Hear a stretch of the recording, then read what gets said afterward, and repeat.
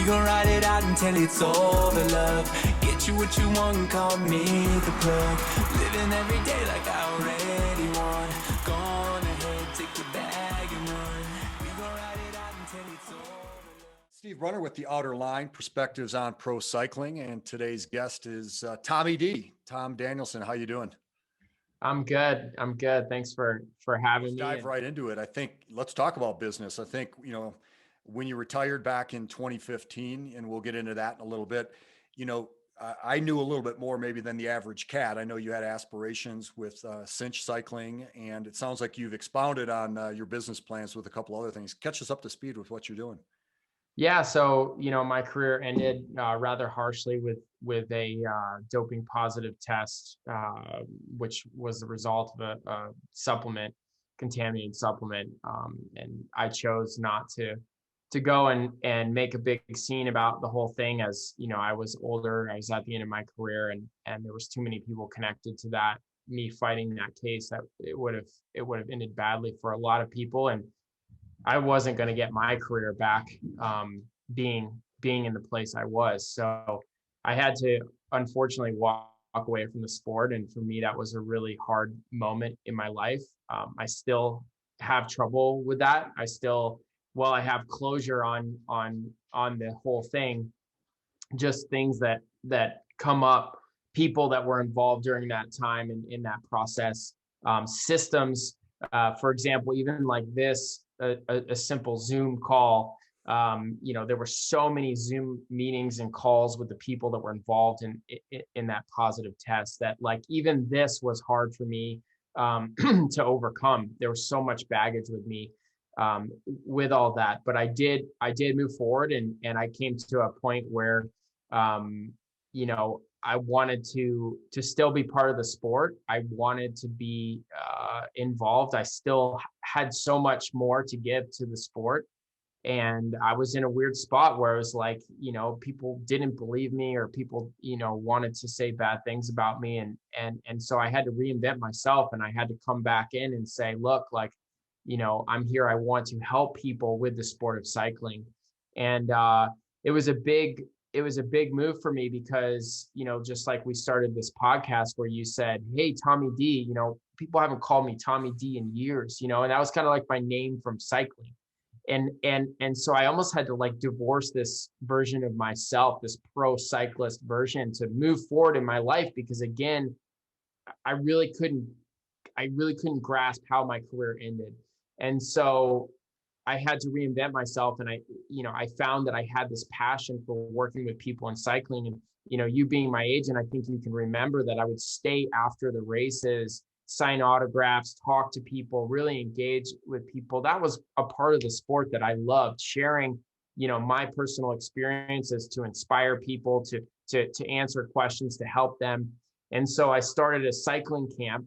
I kind of had a cycling camp going, and we really had to evolve that cycling camp. And that cycling camp before was called Tommy D's cycling camp. And moving forward, it was like, well, that Tommy D, that racer, is like such a weird place for people. So I had to move away from, hey, I'm a pro cyclist, come ride with me because I'm cool, to like, hey, this is my business, this is what I do. It's beyond, being a pro cyclist. So we called it Cinch. So with my wife, Courtney, we started a business called Cinch.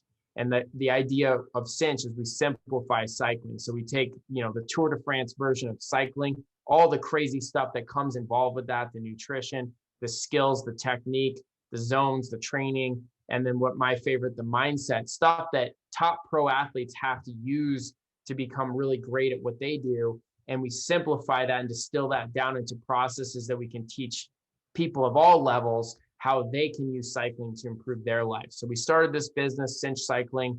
It started, like I said, at cycling camps. And when I was at those cycling camps teaching cycling, all the people at the camp asked me, they said, hey, would you coach me after this camp? And I was like, no, I'm not a cycling coach. I'm doing camps. And it was the next person, then the next person. In fact, like we were at like the triple bypass, like with a tent that said like, Cinch cycling camps, and people would like roll up and we'd be like, hey, Tom, we heard you're doing coaching. And I'm like, no, I'm not doing coaching. I'm doing camps. Like, come to my camp. And eventually, that was my next pivot where we just said, hey, look, like people want coaching. And the last thing, I mean, I could talk about this all night, but the next thing we're doing is a pro men's and women's team. And the idea of that is really to create opportunity, and help with all levels of people, all ages of people, get into the sport. So we're going to do a men's and women's team to promote equality. People are probably saying, oh yeah, like, equality, that's hot right now. But Cinch, from the beginning, if anyone has ever been part of this or talked to me or been on any of our group rides or our camps, it doesn't matter if someone's a female or a male, 60 years old or 18 years old.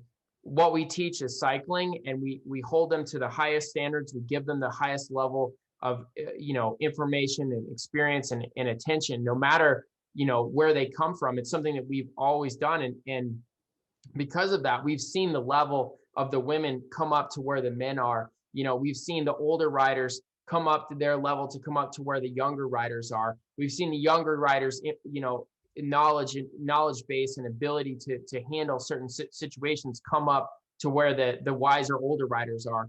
So having this pot of different ages, different genders, different abilities all in one team is really what cycling in America is. So the last part of the pro team is we're going to have a scholarship. So you remember me, always trying to do things with starting the Fort Lewis scholarship and the junior series.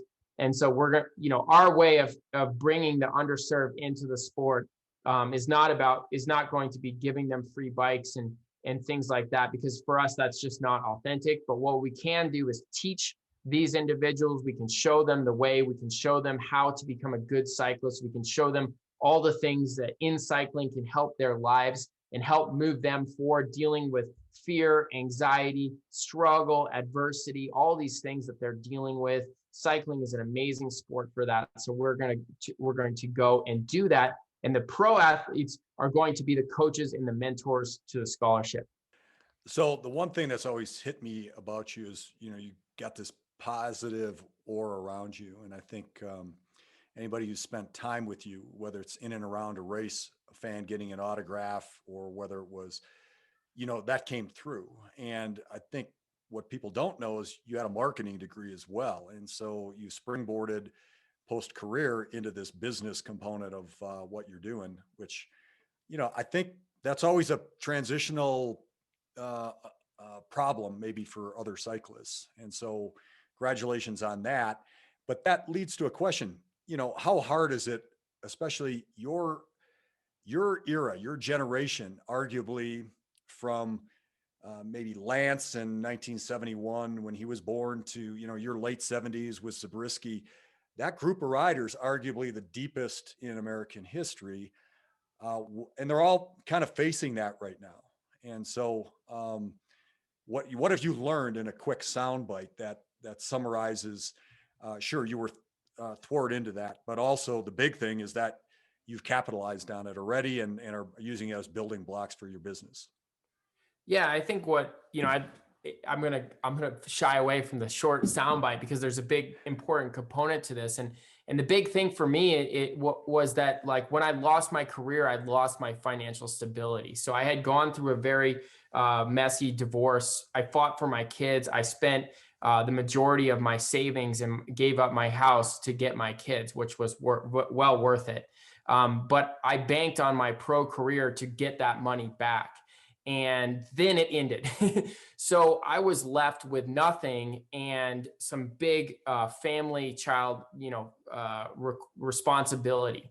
And so when I was faced with nothing, it really forced me to think quick, to respond quick. And it really forced me to think big because, I had a house, I had a standard of living, I had 2 kids that, relied on me for a certain experience in life. And because of that, it really forced me to say, okay, I'm going to go into this business world, but I'm going to do a freaking good job because I want to get to the level I was in my pro career or better, And so in the quick sense of that, what I experienced as a pro athlete, trying to become the best, really transferred well over to business, because I didn't come into business thinking, oh, I just want to make enough so I can ride my bike during the day. I said, no, I want to be the best effing coaching business out there.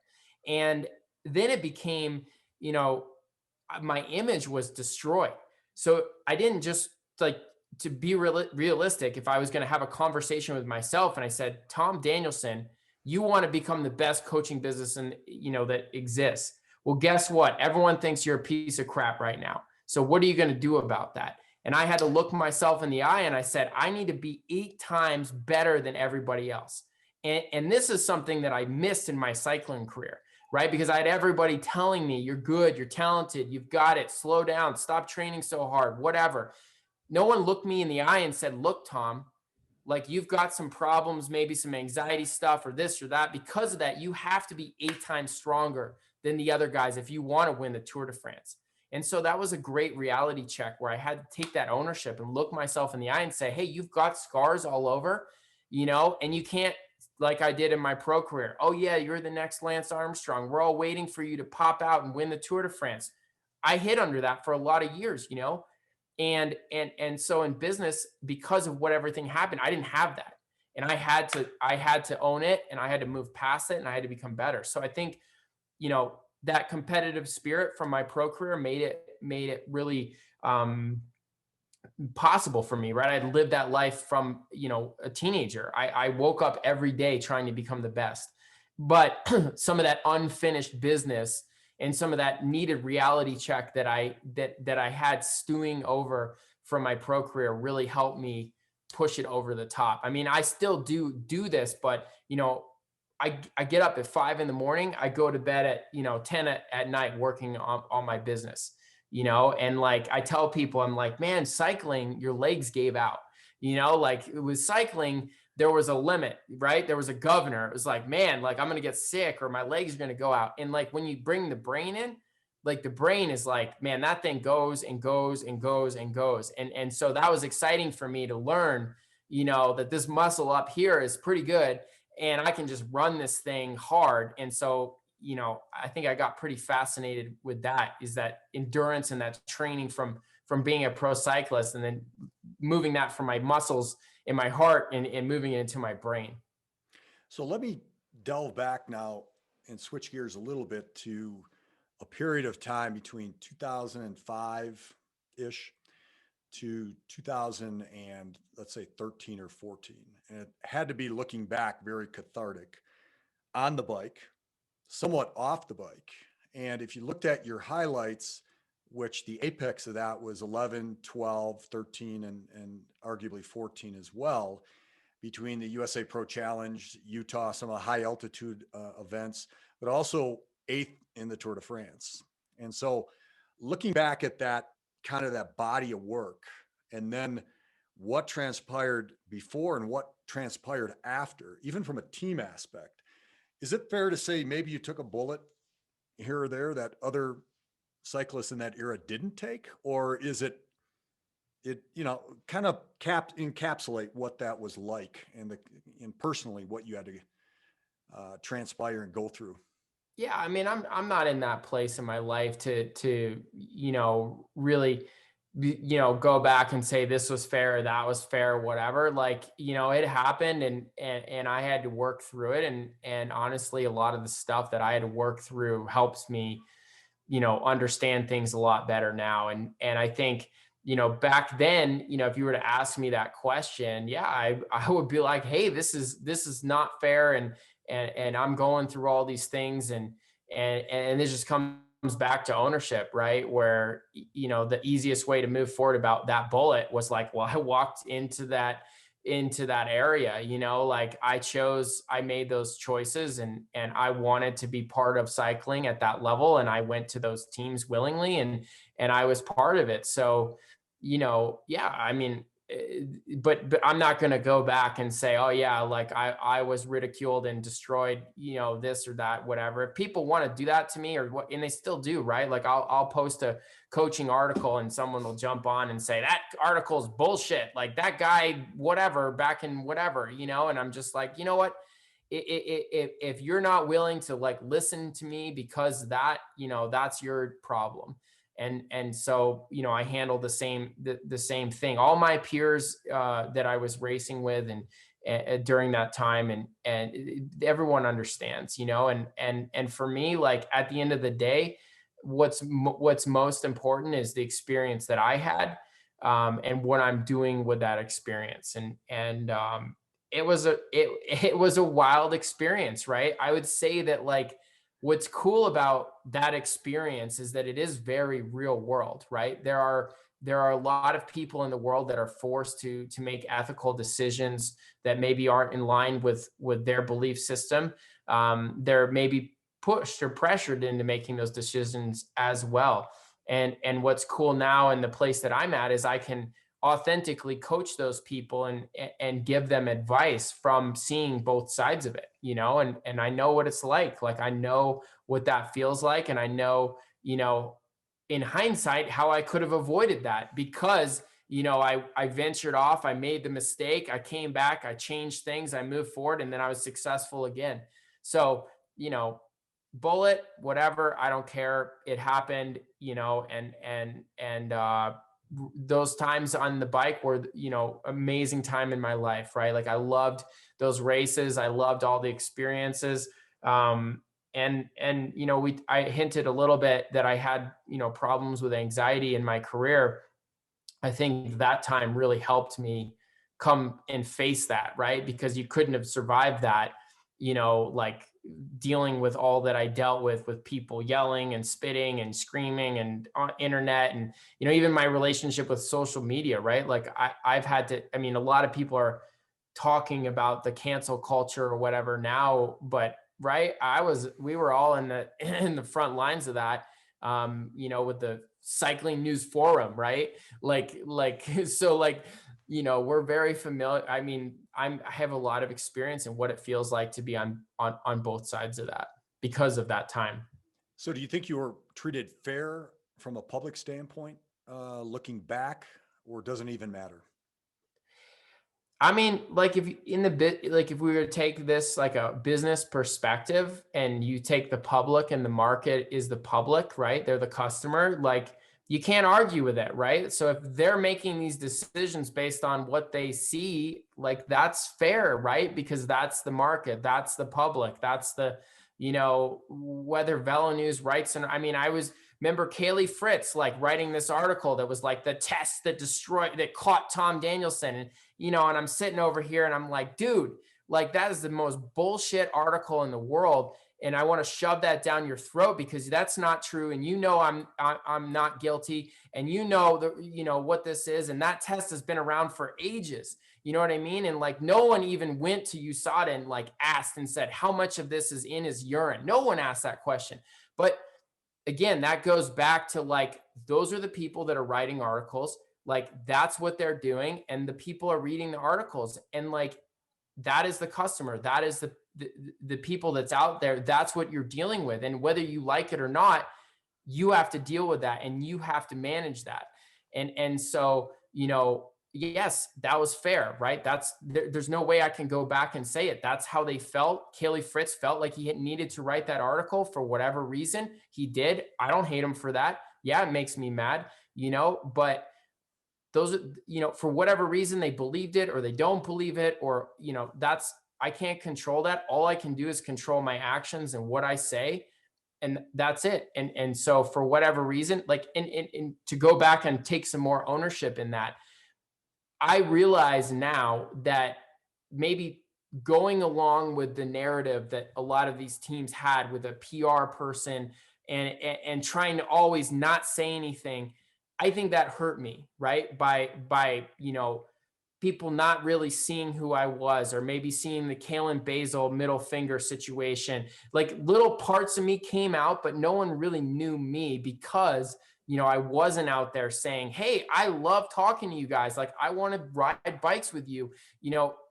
Instead, I really, like, was only available at the press conferences, and I was talking about winning races. And then people see this positive test, and this guy's trying to win races. He's hardcore, and he's giving Kalen Basil the finger. And now, so that's, I'll take ownership in that. I should have used social media like people use it now, right? Hey, this is me with my daughter hanging out. Hey, this is what I'm doing here. And I think perhaps then that fairness would have been more fair, I guess you could say. But again, those people don't live with me. They don't see this. And at the end of the day, their opinion is formed by their own experiences. And I can't hold them, fault in that at all. So let me let's go back to a dinner we had in July of 2015 in Boulder. And you and I were talking at that time about recovery.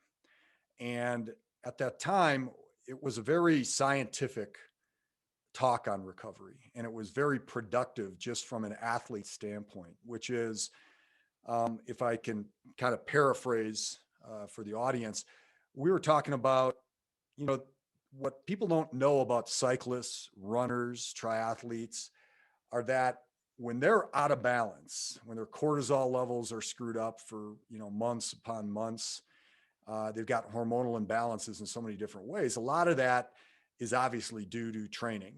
And the average person can go in and get a testosterone shot. They can get HGH. I mean, you can go on and on about this, yet pro athletes can't.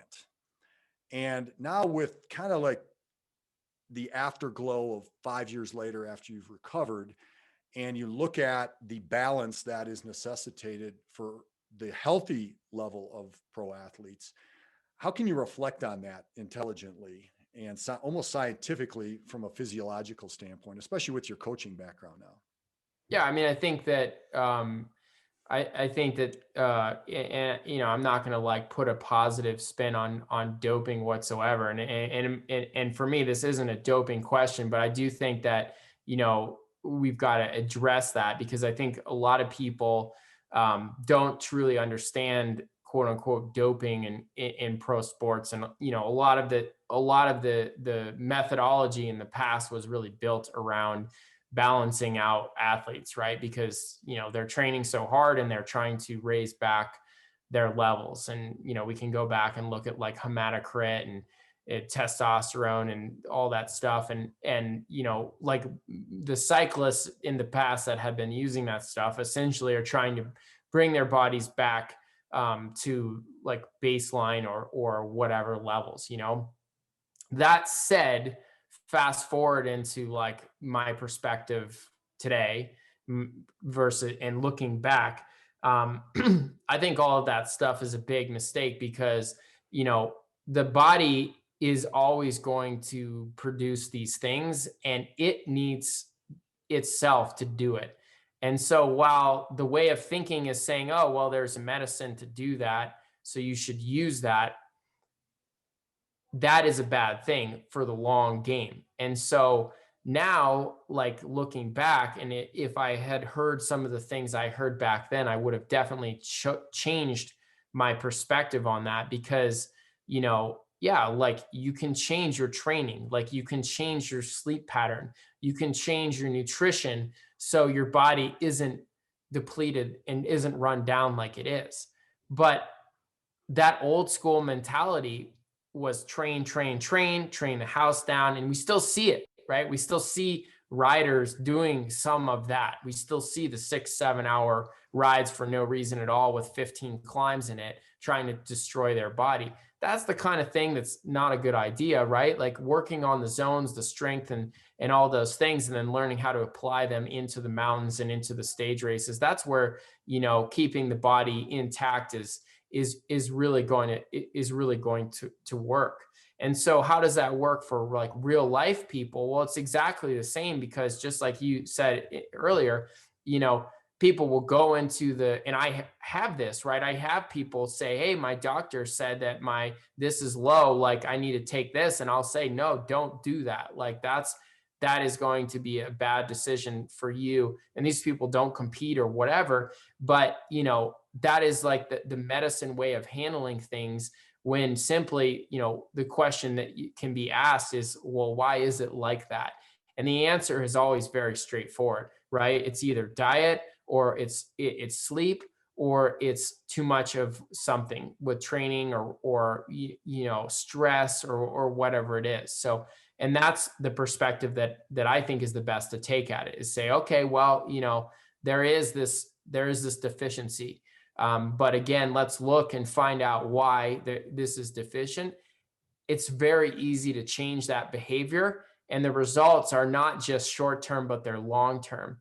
And that's what I tell like my young athletes is I say, look, like, if you're coming to me and you're saying, hey, I really want to be good. The biggest mistake that I ever made, like doping, was that you're becoming reliant on something, and something that's not right and is not good for your body. Long term, it's not a good business decision because you're not going to be able to sustain it, right? Like maybe you're getting a short term increase in performance, but long term, you're not going to be able to back it up. And what's the long term objective? You want to be great. You want to be the best.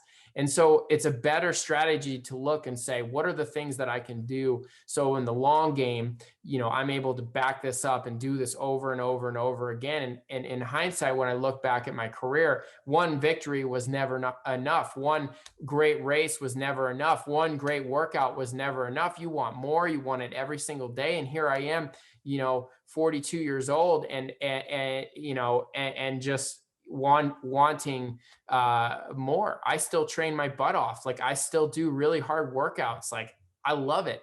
And so, it's important to make decisions for recovery for your body that are built around long-term longevity and health, happiness, and physical ability. That segues to one of my favorite off the bike Tommy D stories here, which is before one of the stages, could have been in Colorado or Utah.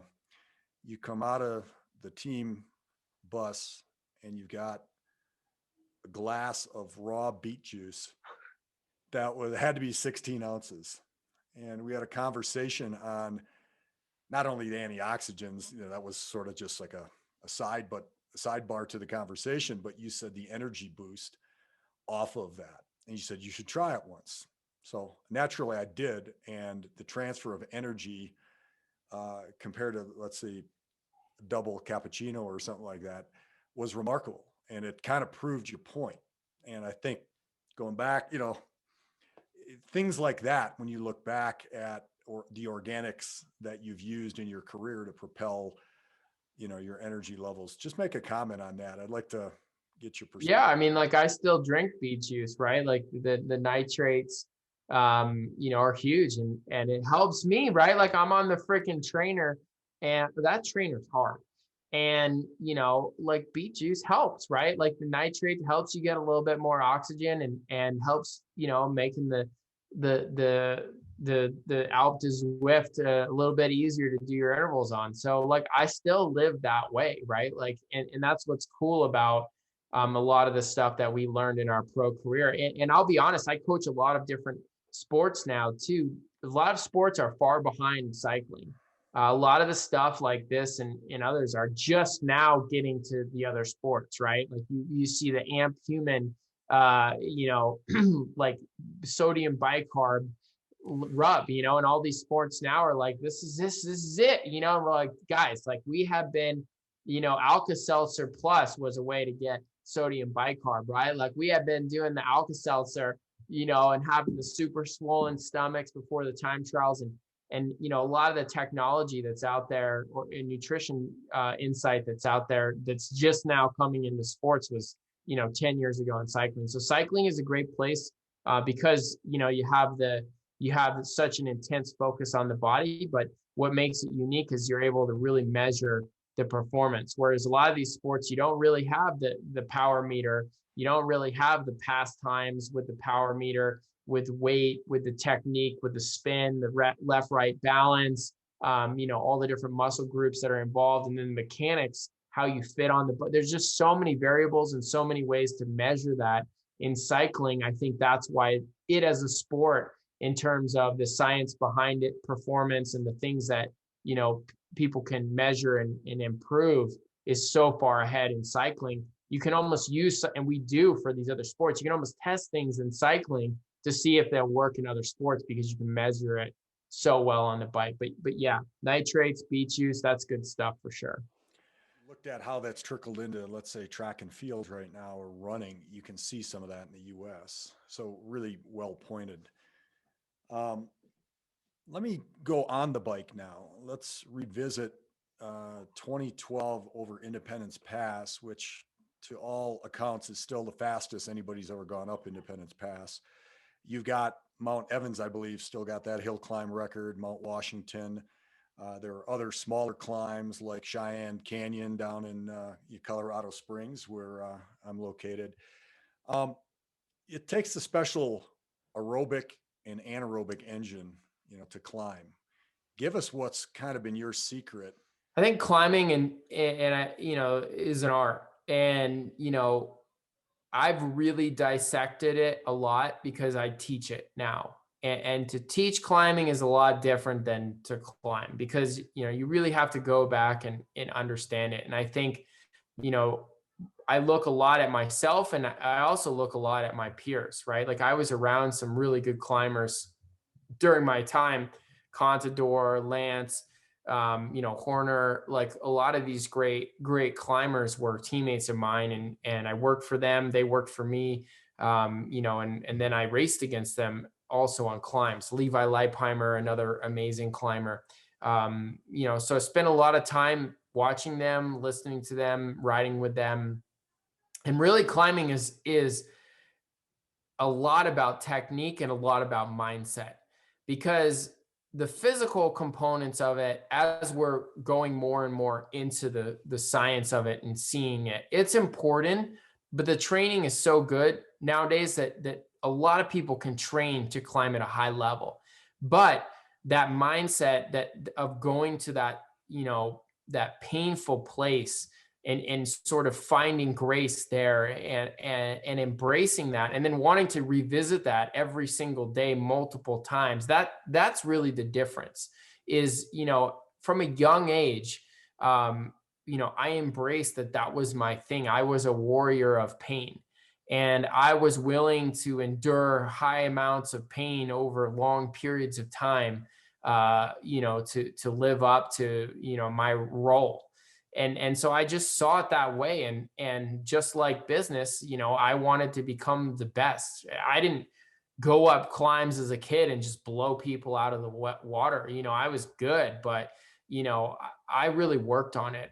And some of the things that I coach now and I learned then was, things like standing, becoming good at standing, because standing is a technique that allows you, especially on climbs, to move your body weight forward on the bike and drop that body weight into the pedal stroke. Now, when you're on a climb, your bike is naturally at an angle. So it's a much easier time to get up over the front of your bike. And it's a more natural movement to drop your body weight into it. So I learned, at a young age, basically how to stand and be super efficient at this and take my body weight and drop this thing into this pedal stroke. And it's pretty cool because not that many people can do that well. And when you're effectively dropping your body weight over and over and over into that pedal stroke, you learn you can do a lot more power. Also, getting up over the front of the bike gives you a better leverage over the cranks, right? A little bit, a better angle, a better drive down into the cranks. So little things like that became big. Learning how to use your zones differently. We talk about this in my coaching. Transitioning is what I call it. Being able to go into that anaerobic spot and back to that aerobic spot. Technically, that's flooding your lactate. So you're going over your threshold. So you're flooding it. And then a climber is able to clear that lactate at a zone just below their lactate threshold and be able to go back and forth. We call it at Cinch surfing. So you're flooding and clearing and flooding and clearing. That's a massive skill. And a lot of people are out to lunch on that, right? Is they're just focused on their threshold power and how much they weigh, and they just try to ride steady. But if you look at the best climbers like Contador and Horner and these other riders, they have the ability to raise it and hold it, raise it, hold it. And as a climber, I would almost like, in my background actually is mountain biking, I would look at climbs like a trail.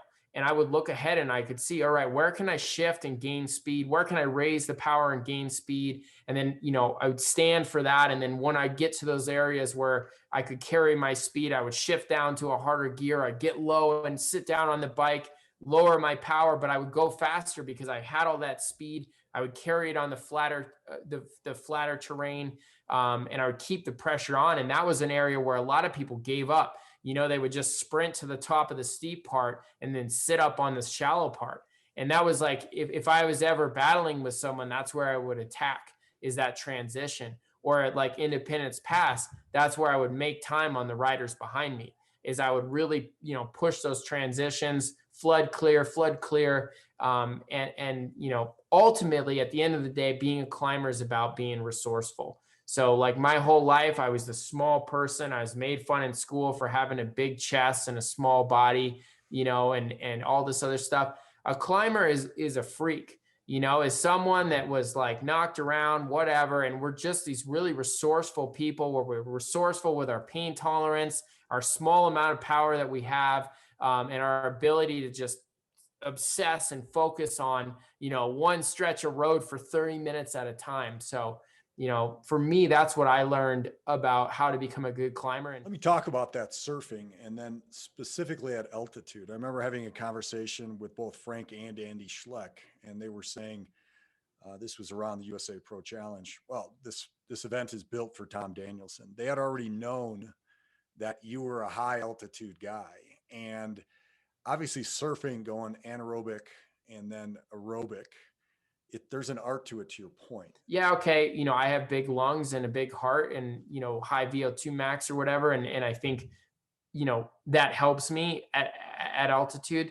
But, at the end of the day, like, it's more the technique. It's more, it's more the understanding of how to ride in it. And then, going back to like how to compete with other riders, altitude makes it easier to do that. So I'll give you an example. I like Chris Horner, so I'll use him as an example. Like Powder Mountain in Tour, Utah, I knew my zones quite well, and I knew I had an idea of like what his were. And so I did, those transitions that I was talking about, I took it over my threshold and listened to his breathing. And then I would do these surges at like 450 watts, and I would hold it for 1 minute, and I would listen to his breathing, and I would compare it to mine. And then, so in Cinch, we have this zone, we call it low threshold. And this is the zone that's just below your threshold that you can clear your lactate to. Mine at the time was about 340 watts. And so I went from 450 down to 340, and I would clear the lactate, and I could get my breathing under control, and I would listen to him, and I would hear that he didn't have that zone. And so he was still flooding. He was unable to clear. And all I had to do is I took him over, under just a couple more times, until the point where I could hear that he was, his breathing rate was the same at the 450 as it was at the 340. And I knew at that point he was going to drown. And so Powder Mountain was a really steep climb. And as a climber, you want to look, when you're going to ditch people, you want to ditch them in areas where you cut when you cut the rope, you want to cut it in a spot where they can't claw their way back. And so I took them to a really steep wall on the climb, and I cut the rope right there, and I said goodbye. And I just got a little bit of gap, and then just slowed down. And I actually went 320. I rode below my low threshold, but he was bleeding back there. He was pegged. He couldn't clear. He was on the climb on that wall, just doggy paddling in his lactate. And that gap just went up and up and up. And so that's like the beautiful strategy of a climber, right? If you're able to understand your zones, understand your technique, and then be able to extrapolate that out to other riders. And so that's one of the fun things that I do now as a coach, is I'm able to figure out performances that work. I understand, I know a lot of the courses and the climbs. And like, that was one of those moments, right? For me I think that was in 2014. And like, that was like right in my pro career when I really started to figure stuff out, I was like, wow, okay, zones, timing, like I can put all these things together. And so, I just took what I learned from moments like those and brought them and turned them into processes I now use. So look at the Grand Tours now. They've really changed, especially the last 3 or 4 years, where the time trials or the amount of time trialing by kilometers is down substantially. And you'll sometimes have 5 to 8 mountaintop finishes. That would have benefited you 10 years ago as a 32-year-old. Yeah, I think so, but I don't care at the end of the day, right? Like I like time trialing too. I've had good time trials, and again, you got to go back to like what's the market. And at the time, and time trials were hot, and I had to be good at time trials, and I did a pretty good job at time trials. So, I'm not going to look back at that. But yeah, I mean, it gives a lot more opportunities for right now. Like we go talk about the market, like Colombia is hot, right? Like people want to see Colombian dudes go fly up hills. Like no one wants to see Quintana struggle on his time trial bike for an hour. You know what I mean? Like they want to see him shoot up a climb. And so that's the space we're at. And like I think it was exciting during the time watching Ulrich and Lance and these guys, rip time trial bikes to pieces. And Couple final questions here. These are pretty quick, simple ones. What's your favorite climb anywhere in the world? Would probably be Mount Washington. I think that that's a pretty sick climb.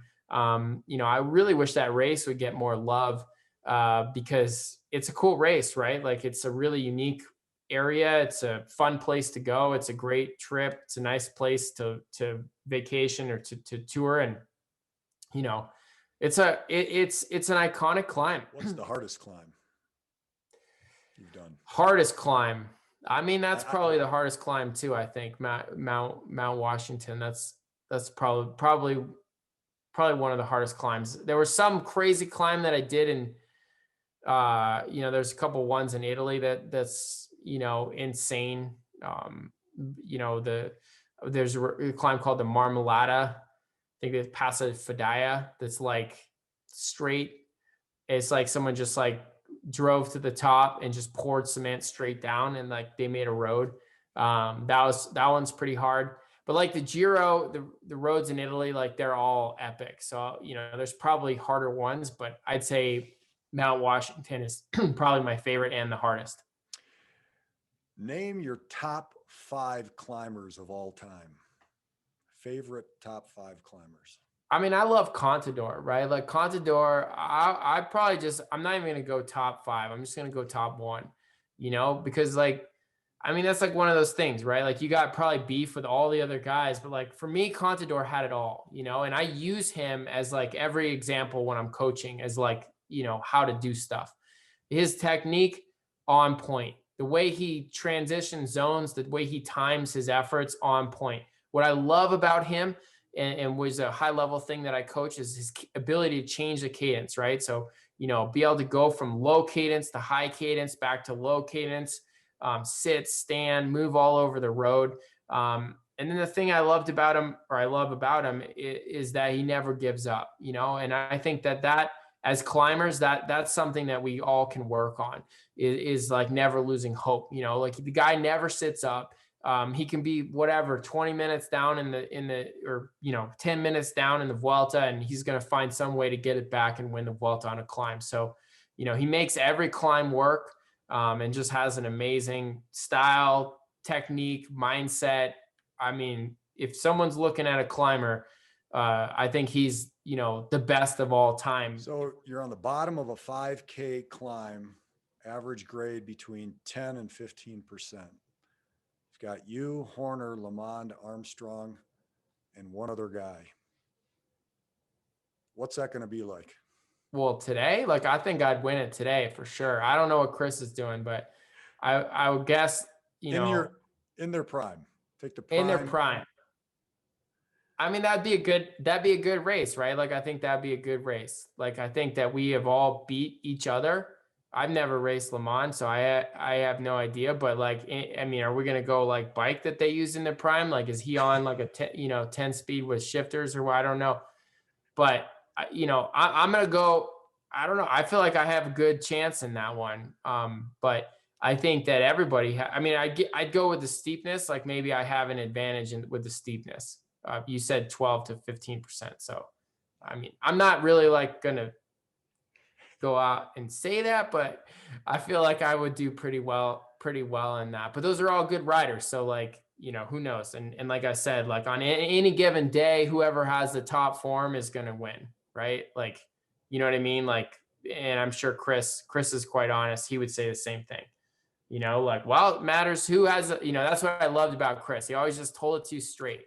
It's like, well, tell me the form these guys have, like, all top form. Well, I don't, I think that would be tough for, he'd probably say, I don't know. Chris Vuelta form, and what was that, 2014 Vuelta Chris form, he might win.